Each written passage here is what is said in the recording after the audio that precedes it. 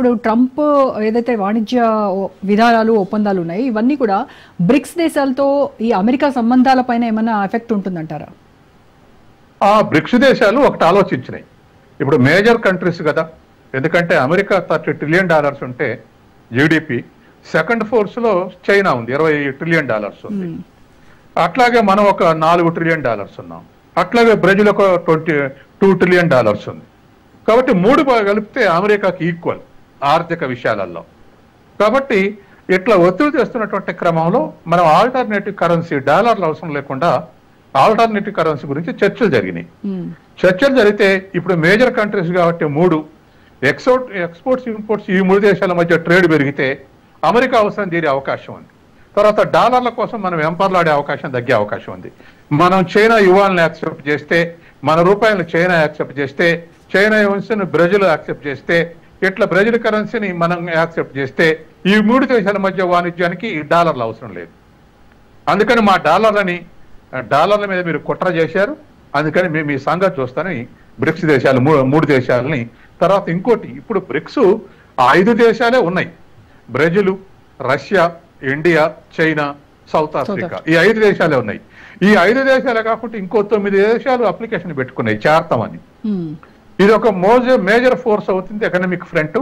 కాబట్టి వాళ్ళు నెంబర్ 1 నుండి డాలర్ని ద్వితీయ స్థాయికి తగ్గించాలనుకుంటారు. అమెరికా పెత్తానికి ఒక ప్లాట్ఫామ్ క్రియేట్ చేయాలనుకుంటారు అని చెప్పేసి బ్రిక్స్ మీద కూడా బెదిరింపు స్టేట్మెంట్ ఇచ్చాడు. ఓకే, అయితే ఇప్పుడు భారత్ అమెరికా మధ్య ఈ వాణిజ్య చర్చల్లో మేజర్గా చర్చకు వచ్చేటువంటి అంశాలు ఎలా ఉంటాయంటారు? ఖచ్చితంగా ఇప్పటికి రెసిస్ట్ చేస్తుంది వ్యవసాయ అగ్రికల్చర్ అలీడ్ సెక్టార్స్, అంటే డైరీ కానీ ఇతర వ్యవసాయ అనుకూల ఉత్పత్తులు, ఫిషెస్ కానీ ఇంకేతర ఫిషరీస్ కానీ ఇంకేతర అనేకమైనటువంటి రంగాలు ఉన్నాయి. ఫారెస్ట్లో దొరికే ప్రొడక్ట్స్ కానీ, లేదా ఫారెస్ట్ తోటి ప్రొడ్యూస్ చేసేటువంటివి కానీ, హనీ కానీ, ఇటువంటి చాలా ఉన్నాయి. కాబట్టి వీటన్ని కూడా అమెరికాకు ఓపెన్ చేయమనేది వాళ్ళ డిమాండ్. మన దేశంలో వ్యవసాయక దేశం, అందరం దాని మీద ఆధారపడి బతుకుతున్నాం. కాబట్టి ఇప్పటికి కూడా మనకు 18% కాంట్రిబ్యూషన్ ఉంది వ్యవసాయ రంగం నుంచి జీడిపికి. ఇటువంటి రంగాన్ని దివాలా తీసుకుంటే జీడిపి మీద కొంత ప్రభావం ఉండొచ్చు, కానీ వ్యవసాయం మీద ఆధారపడ్డ ఇండస్ట్రీస్ చాలా ఉన్నాయి, వాటికి ఇబ్బంది అయితే. వ్యవసాయ ఆహార ధాన్యాలు మనం దిగుమతి చేసుకొని అల్లాడిపోయాం.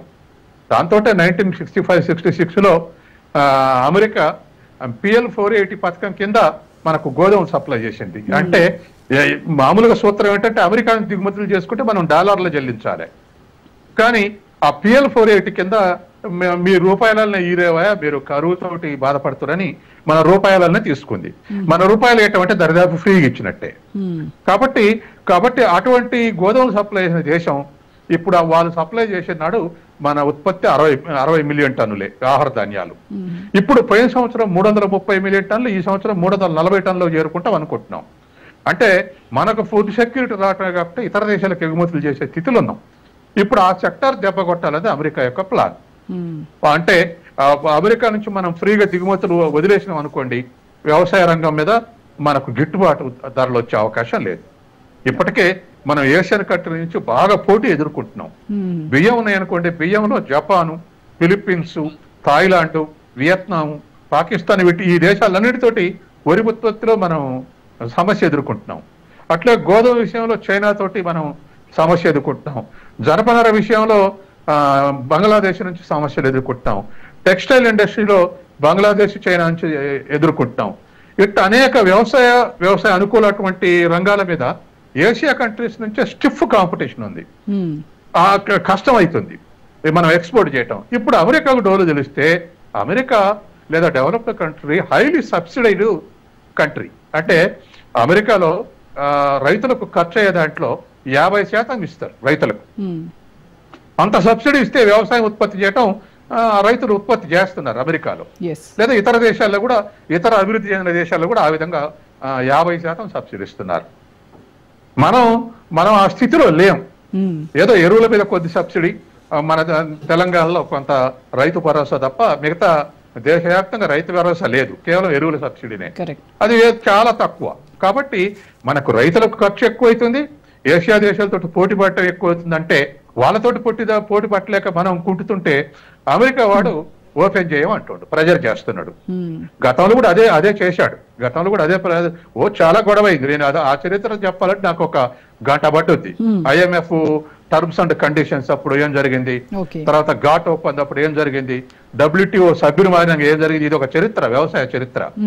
ఎటుబడి డెవలప్డ్ కంట్రీస్ మనల్ని మింగేయాలని చూస్తుంది వ్యవసాయ రంగంలో. దాన్ని మనం రెసిస్ట్ చేస్తున్నాం. తర్వాత ప్రభుత్వాలు కూడా లొంగిపోకుండా రైతు సంఘాలు, రైతులు పోట్లాడుతున్నారు. థ్యాంక్ యూ సో మచ్ సత్యం గారు. ఇది వాళ్ళ special debate. Stay tune to Raj news.